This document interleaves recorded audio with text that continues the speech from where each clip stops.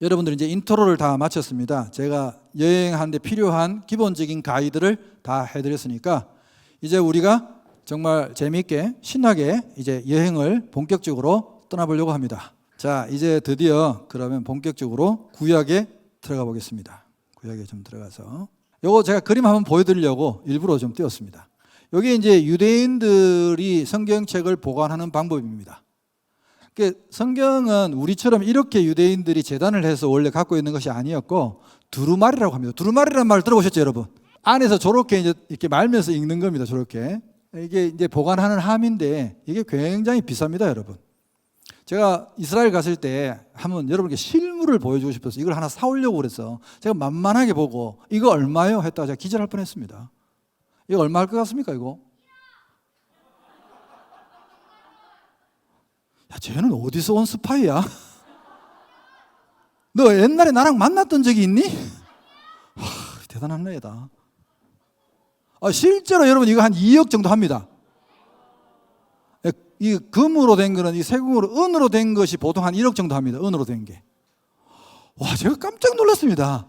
이걸 다 일일이 이렇게 작은 망치로 쳐가지고 만들고 해가지고 어마어마하게 비싸더라고요, 사실은. 그래서 제가 그림으로만 보여드립니다. 죄송합니다.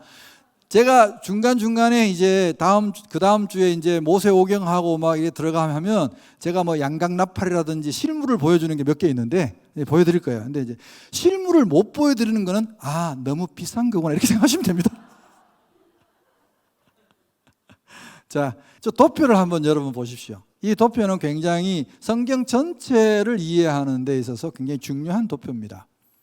자, 성경은 66권인데 다 상관이 있다는 뜻입니다. 관계성이 있다는 뜻입니다. 이것만 이해해도 성경을 읽을 때 굉장히 여러분 이해 폭이 넓어집니다. 자, 세로로 되어 있는 거 창세기, 출애굽기, 레위기, 민수기, 신명기 이 5권의 책은 한 묶음과 같은 책입니다. 한번 따라해 보겠습니다. 모세오경.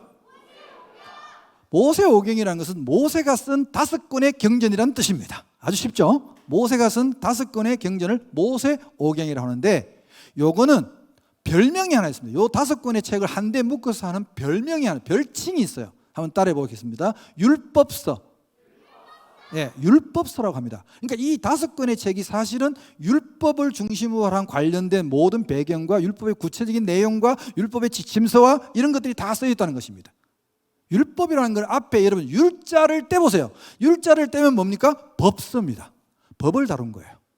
우리나라의 헌법, 뭐 형법, 상법, 민법 같은 거 다 같은 뜻입니다. 실제로 다 법입니다. 그래서 이 법의 이 5가지 율법서의 가장 중심되는 책이 레위기입니다. 레위기는 말 그대로 법전입니다. 레위기.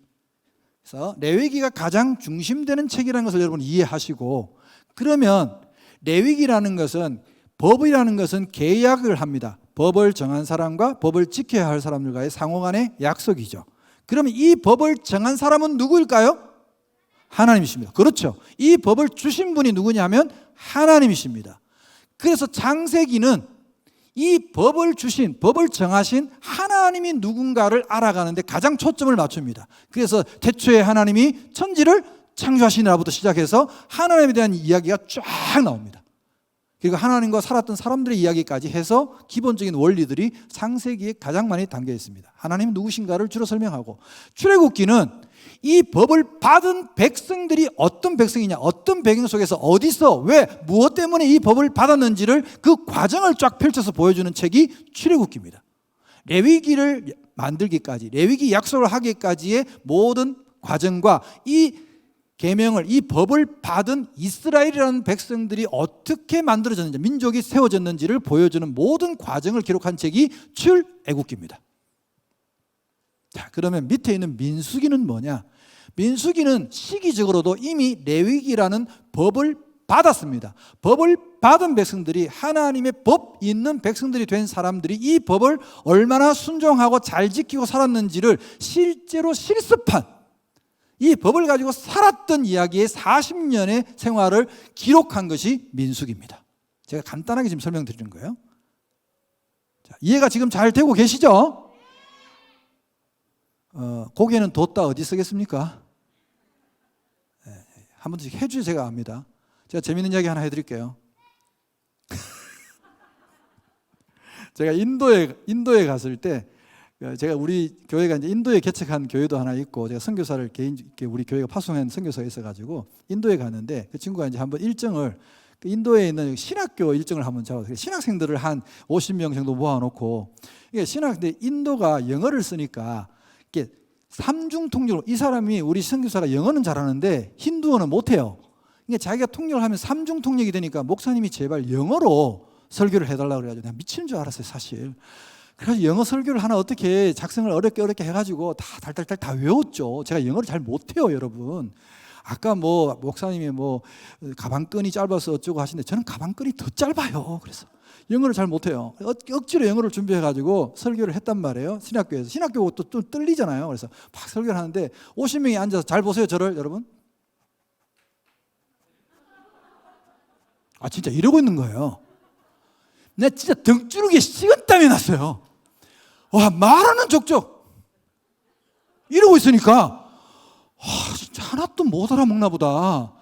나 진짜 그래서 내가 속으로 막 선교사를 욕했어요. 그래서 내가 영어를 안 한다고 그랬잖아. 내가 한국말로 하면 재밌게 할 건데 지가 통역하면 될 건데 3중 통역 안 돼도 영어를 하라고 나를 이렇게 생 고생을 시키는 거라고 다 이제 끝나고 나는데 막 진짜 식은땀이 나서 정말 내가 내려오면서 선교사한테 제 제자거든요 선교사. 그래서 내가 야 서선교사 오늘 내 죽 썼다 내 진짜. 그랬더니 아니에요 목사님 학생들이 너무 설교 좋았다는데 뭔 소리야 걔들이 다 이러고 있던데. 아이고 내가 그걸 목사님한테 말씀 안 드렸구나. 인도에는 우리 인도에서는 이거래. 문화가 달라. 그걸 몰랐지 뭐야 내가. 이렇게 하면 안 돼요 여기서는. 이렇게 해야 돼요. 자 그래서 이 5권의 책의 중심이 레위기고 신명기는 뭐냐? 신명기는 레위기 해설서입니다. 우리가 법이 있으면 법전 해설해 놓은 게 있죠. 신명기는 그래서 여러분 요거는 이제 성경을 읽어보시면만 알 수 있어.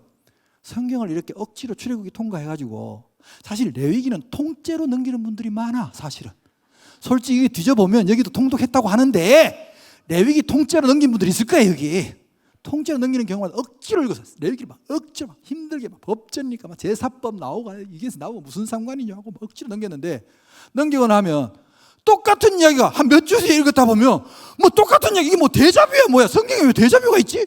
똑같은 게 막 나와. 그게 신명기야. 왜냐하면 레위기 법하고 반복이 되니까. 지금 안 웃는 분들은 안 읽은 거 표시내는 거 아시죠? 진짜 안 읽은 분이야. 이거는 모르는 거야 뭔지를. 레위기하고 신명기 내용이 중복돼요. 신명기는 레위기의 해설서입니다. 그리고 이걸 5권을 다 합쳐가지고 신명기는 왜 썼느냐 나중에 할 때 정확하게 말씀드리겠습니다만은 그 광야 1세대가 지나고 기간이 너무 오래 지났기 때문에 다시 한번 재교육하려고 신명기를 쓴 거예요. 자, 그 다음 옆으로 빨간 화살표에 된 옆으로 수산루 삼상하 왕상하 대상하 선회 12권의 책을 우리가 역사서라고 합니다. 따라해보세요. 역사서. 요거를 차례대로 외울 때는요 수산루, 따라해보세요. 수산루 삼상하 왕상하.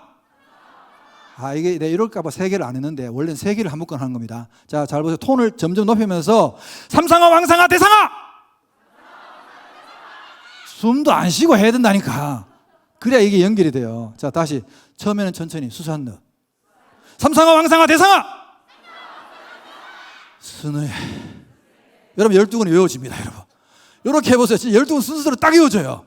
자, 어떻게? 다시 수산루 삼상하 왕상하 대상하 순회. 12권이 외워졌어요. 역사서예요. 역사서는 뭐냐? 레위기에 하나님과 약속한 그 법대로 법전대로 이 왕들이나 백성들이 하나님의 말씀대로 사느냐 살지 않느냐를 기록한 겁니다. 아시겠어요? 그래서 주로 이제 왕들이 막 나와. 왕들이 이렇게 나오면 그 기준이 뭐냐? 왕들을 보면 이 사람은 선한 왕이다. 이 사람은 악한 왕이다. 막 이런 얘기가 나오죠. 열왕기하에 보면 많이 나오잖아요. 그러면 선하다 악하다의 기준이 뭐냐는 거죠. 기준이. 우리는 예를 들어서 뭐 나라 영토를 확장하거나 뭐 백성들을 뭐 편안하게 살겠거나 뭐 우리도 나름대로 기준이 있잖아요. 선왕의 기준이 있잖아요. 근데 성경의 기준은 영토를 확장하고 이런 게 아니에요.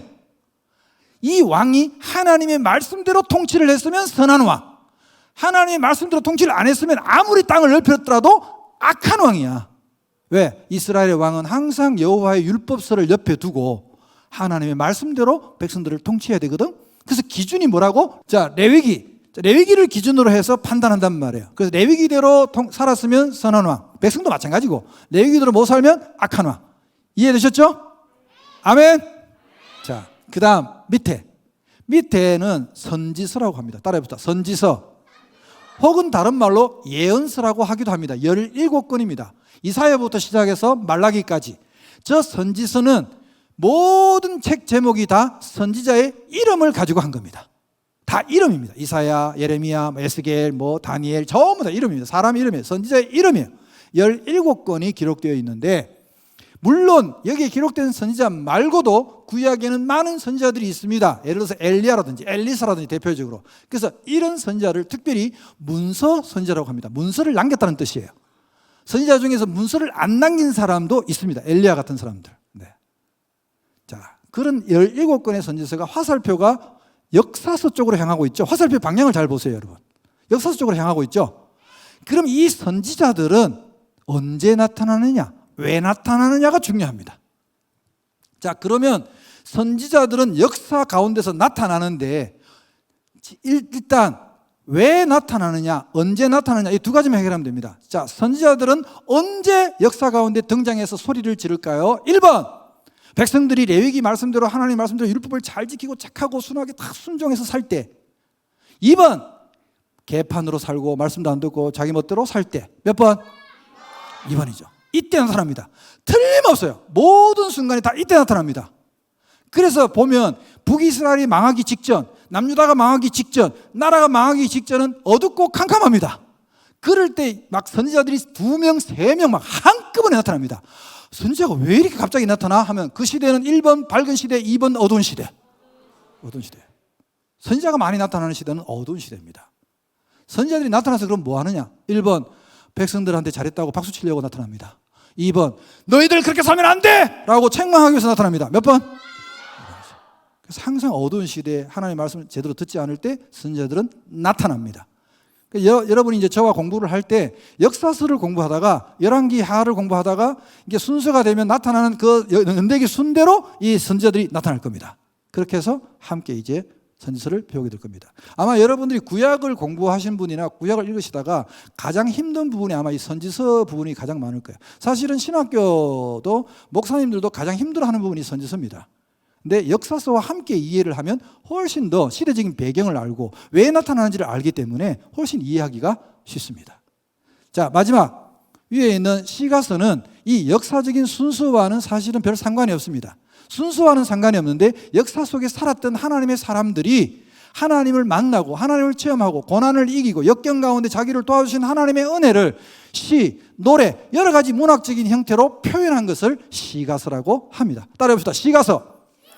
그래서 저희가 강좌할 때 요거는 한 대 묶어서 나중에 한번 통째로 제가 설명을 하고 순서에서는 제외되겠습니다. 아시겠죠? 자, 요렇게 요 도표를 구약의 상관관계를 우리가 보시면 구약의 39건의 관계들을 여러분이 잘 이해하고 이제 원리를 이해하고 이제 공부를 시작하게 될 것입니다. 여기까지가 이제 우리가 시작하기 전에 인트로가 사실은 끝났습니다.